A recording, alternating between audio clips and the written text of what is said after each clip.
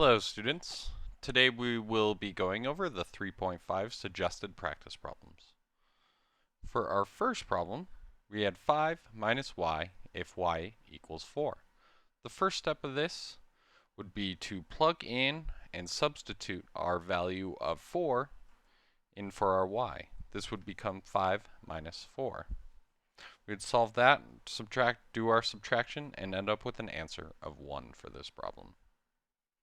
Our next problem, we had 22 divided by s if s equals 11. The first step to solving this problem would be using our substitution and plugging in that value of 11 for our s. We'd be left with 22 divided by 11. Here, I did my work. I did 22 divided by 11. I realized 11 went into 22 two times, and that gave me a final answer of 2. For the third suggested practice problem, this one gets a little bit tougher because we have 2 variables. Here we have 6 multiplied by the parentheses 2x plus 3y. Here we know that our x has a value of 1.5. Yes, we will continue to use decimals. And we have a y value of 4.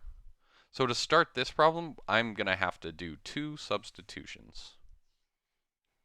Here, you can see I rewrote my problem, substituting in my values for x and y. So I have 6 multiplied by the parentheses of 2 times 1.5 plus 3 times 4. I use my PEMDAS and evaluate inside of the parentheses, and then I use my multiplication. For starters, I did 1.5 times 2, and I realized that became 3. Keep in mind that it did have a decimal place, so when I did my multiplication, I had to move my decimal point over 1 position, and this is how I got my 3.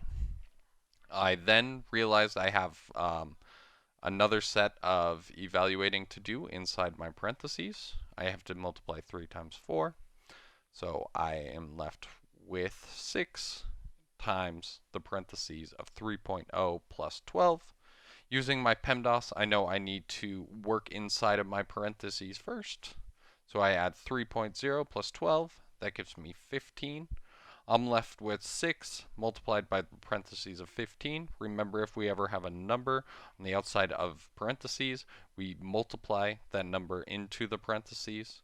So I'm left with 6 times 15. Here you can see my work for that. 6 times 5 is 30, and 6 times 1 is 6, plus 3 is 9. Giving me a final answer of 90. The last problem is a bit different. It was a word problem, and they gave us the expression 27 divided by s squared if s is equal to 1/3. So here I am going to be plugging my fraction value in for my variable s. I am left with 27 divided by 1/3 squared. I remember that when I have a fraction to an exponent like this, that means I take the whole fraction and multiply it by itself twice for my exponent amount of times. So I'm left with 1/3 multiplied by 1/3, and that equals 1/9. I will plug that 1/9 value in for 1/3 squared. That leaves me with 27 divided by 1/9. Remember, when we are dividing fractions, we have to apply the KFC method. So when I apply the KFC method, that turns into 27 times 9. Both of these would be over 1, and that leaves me 27 times 9, which equals 143. Then I'm left with 1 times 1, which equals 1. 143 over 1 is just equal to 143, and that is my final answer. Hopefully this helped you guys understand substitution and evaluating algebraic expressions.